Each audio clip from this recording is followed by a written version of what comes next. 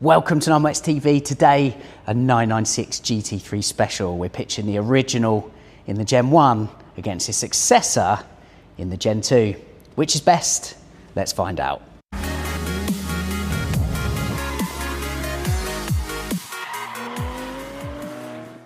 So, welcome along to Philip Raby's showroom here in Chichester, where we've got a really interesting video today. The 996 GT3 is an iconic 911. To get a Gen 1 and a Gen 2 side by side really is something special. I'm really looking forward to this today, particularly against the backdrop of, modern GT3 product is a lot faster than these. These are absolute modern classics now. You have to remember that these cars predated the iPhone, just to give you kind of context, but their drive is no less exhilarating.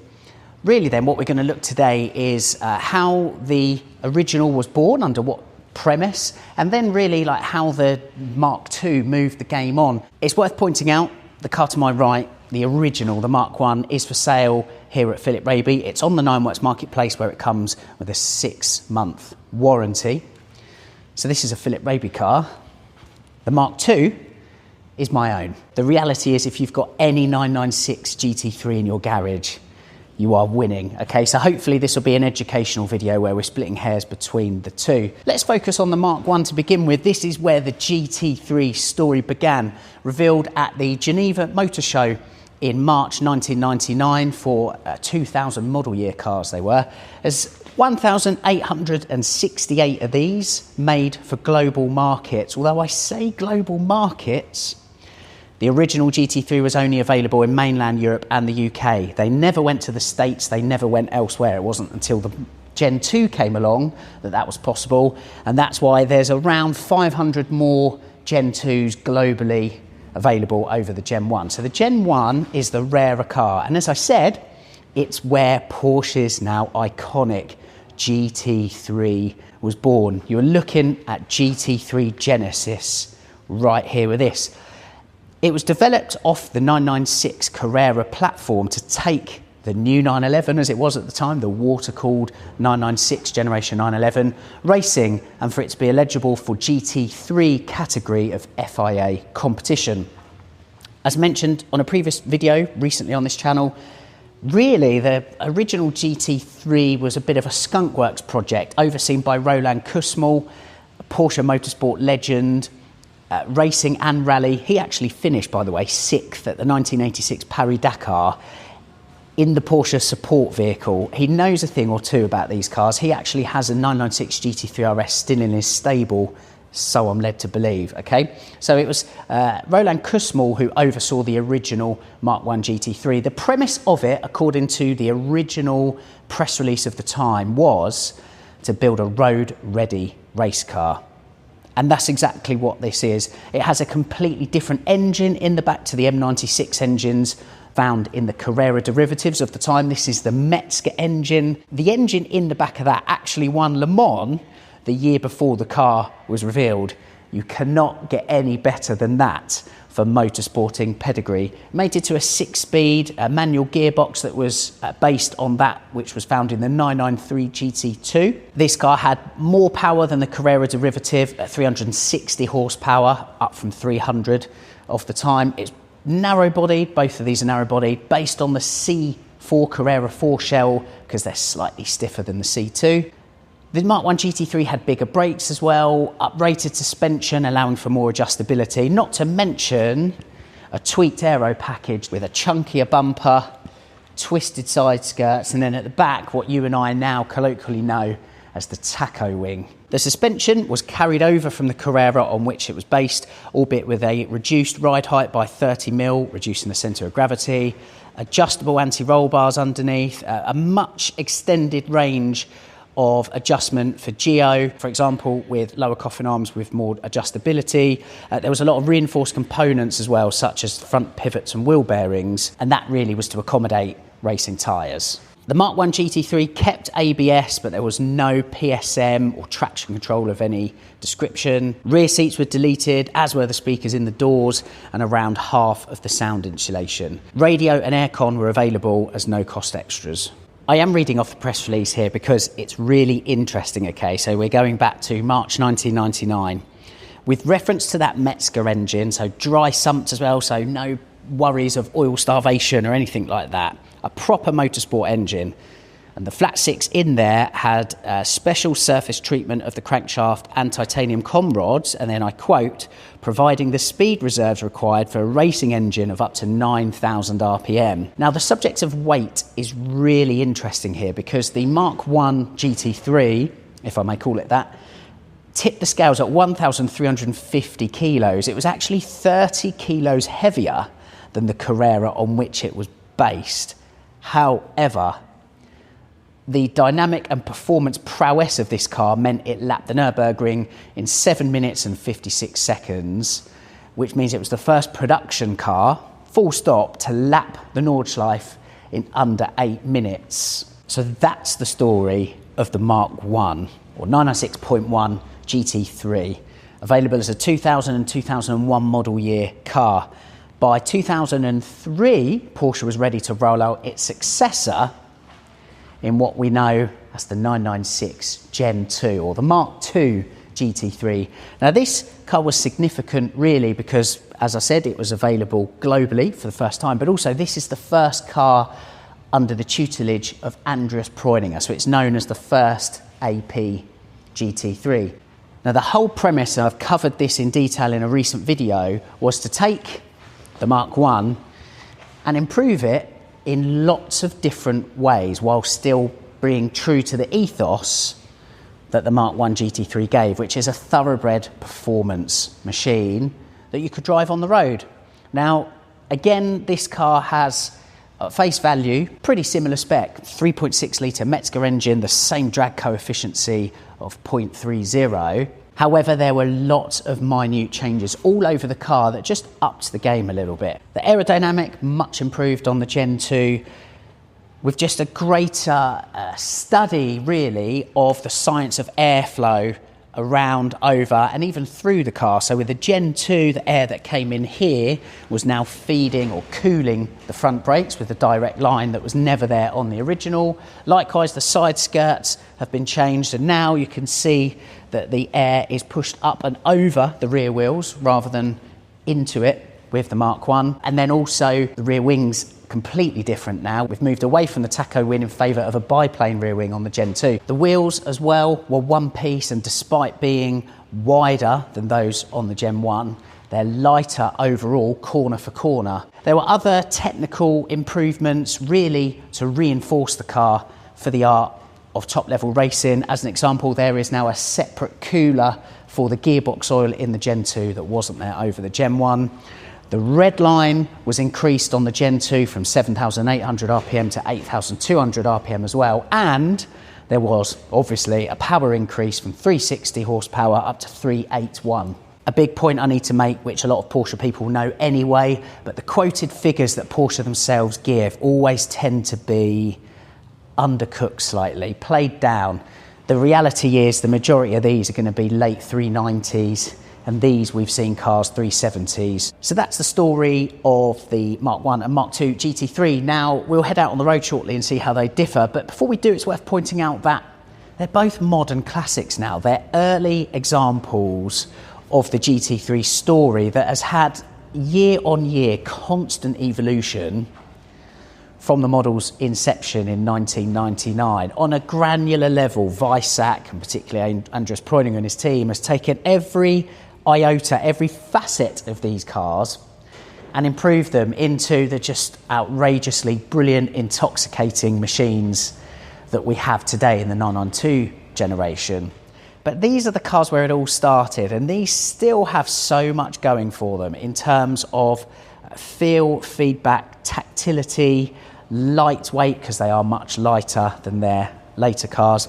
They're also a lot smaller as well. So in terms of driving purity, because there's also no traction control or stability aids on either of these cars, in terms of proper Porsche motorsport driving purity, you can't get better than these, in my opinion.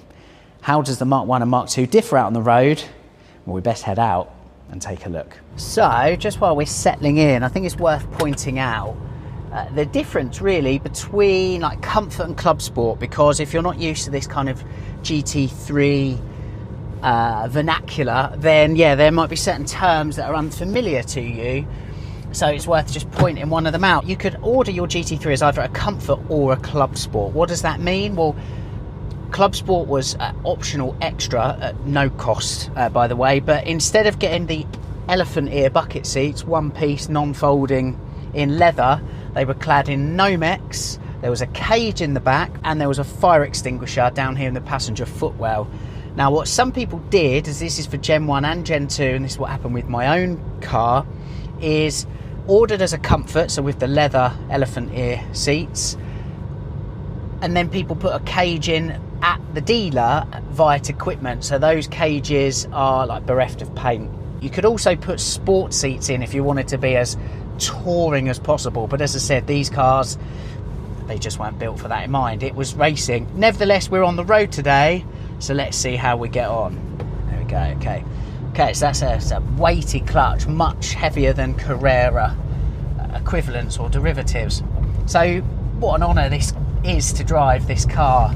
A GT product is so special. What I would say is it's kind of revered and coveted by so many people, but they're pretty unapologetic in their use case, which is track work. So it's pointless buying one of these if you're not interested in track stuff, really.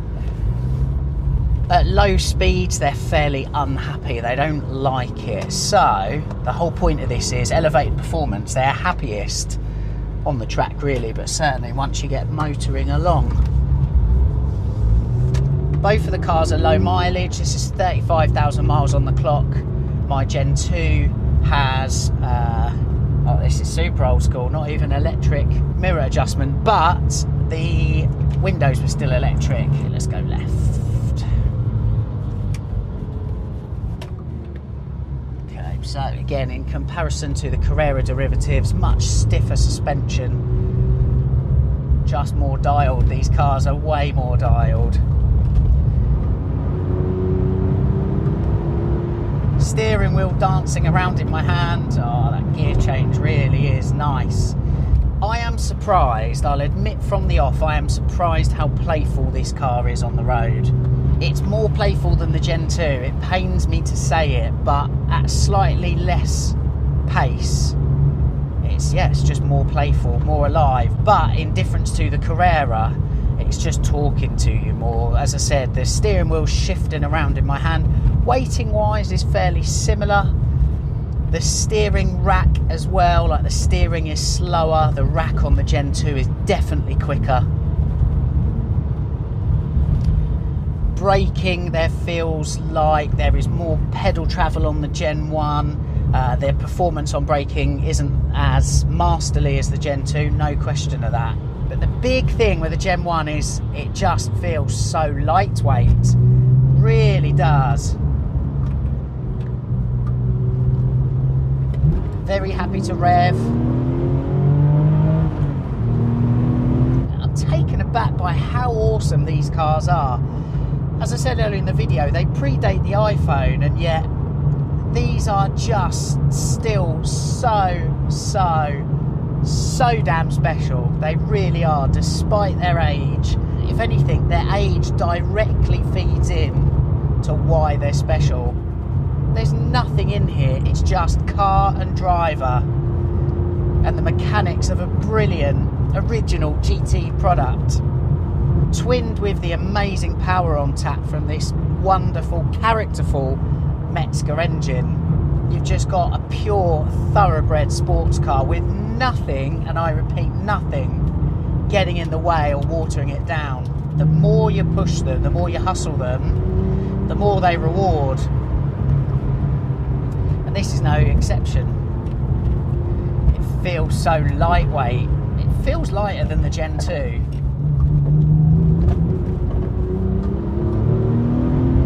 Whoa.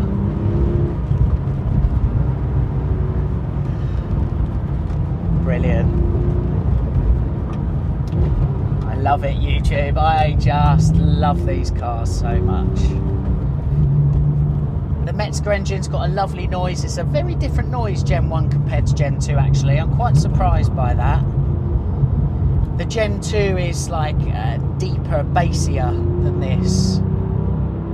I think my biggest surprise is how playful this thing is on the road. I said earlier on, you know, they're unapologetic in their use case, and indeed you have to bully these cars to get the best from them. Don't be scared to push them, it's what they're built for. But I am surprised, having not driven a Mark 1 in a long time, I am surprised just how playful they are on the road, which is ideal really, because these days it's going to be its home. The later GT products are so much faster, they're so much more clinical, so really you'd hope that the public road is a more fitting playground for it, and I think this is it. This is just such a sublime thing. And again, where the Mark 1 is earmarked as like a skunkworks project, it kind of feels like that. It feels a bit like an Outlaw or a Hot Rod 911, albeit one that's made at Weissach. We're off to a good start with the 996.1 GT3, but how does the Mark 2 compare? The Gen 2 is a different ball game. As I said earlier in the video, you know, Andrew's pointing his first car and the start of looking at this object on a molecular level and improving many different facets that add up to a significantly revised picture. I referenced the aerodynamic tweaks that incite better downforce. This car is without a doubt so much more planted, more mechanical grip with wider wheels and tyres connecting the Gen 2 GT3 to the road, but it needs it. The Gen 2 GT3's Mezger engine has been reworked. It has on paper a 5% increase in power and torque, but I have to be honest with you, in the real world it feels like more. There's a much stronger punch low down from the Gen 2 before it rips round to the red line. Obviously this car has got aftermarket suspension fitted, so I can't really comment on the differences between the cars because one is factory and one is not in that regard. But in terms of braking, 40% extra surface area in terms of bite of pad on disc with the Gen 2 over the Gen 1, as well as better cooling with the airflow being channeled from the front of the car into the front brakes. I mentioned sounds so good. I mentioned that the Mark 1 was a bit of a skunkworks project. It kind of does feel like that. It's an intoxicating drive, but this just feels a bit more padded out, I would say, in terms of its performance and motorsport intentions. More powerful, more planted, more precise. The big criticism for 996.2 is where it's so much more focused, that means that the road isn't so much its playground. Whereas the Gen 1 is playful on the public road, this can just be a bit of a handful actually. Not so much with this one, with the tractive suspension on it and the road-friendly Geo, but yeah, having driven plenty of them out of the box, I know that they are pretty unapologetic in what they were ultimately designed to do and built for. But if you want a road car, go and buy a Carrera. If you want something that's focused and had that magic dust sprinkled all over it by the legends at Porsche Motorsport, then objectively, there's no question, the Gen 2 is the better car. What a day at the wheel of these two early 911 GT3s in the 996 Gen 1 and 996 Gen 2. It's very clear that there are lots of changes in the Gen 2 that improve over the Gen 1 in many different ways. However, both of them are incredibly special to drive. So what's the synopsis? Well, look, the Gen 2, in my opinion, feels like a more evolved Porsche Motorsport car, okay? However, the original, the Mark 1, feels like a Porsche hot rod made at Weissach, and that, by the way, isn't doing a disservice to either car. Both of them are exceptional driving experiences, and I think what surprised me most was just how drivable the Gen 1 is on the public road. Today then has been a brilliant exercise in reminding ourselves of the merits of these two cars, early examples of that GT3 evolution. And in a world where digitisation and technological creep is ever more apparent in these sports cars, the fact that these two just don't have any of that and are so rich for driver purity, in my mind, really is at the centre of why they're so special. Whether you go for Gen 1 or Gen 2 is entirely up to you. Either way, as far as I'm concerned, there isn't a bad decision. There's no bad choice to be had there. Just find a good one in great condition with lots of history and you can't go wrong. Thanks very much to the guys here at Philip Raby for allowing us to drive this Mark 1. Absolutely love that, and it was really lovely to be reminded just how good the very first GT3 is. Thank you so much for watching 9wax TV. Don't forget, there's a host of quality Porsche available on the 9wax marketplace, all backed by comprehensive warranties. Thank you for watching. As always, we'll see you again soon on another episode of 9wax TV.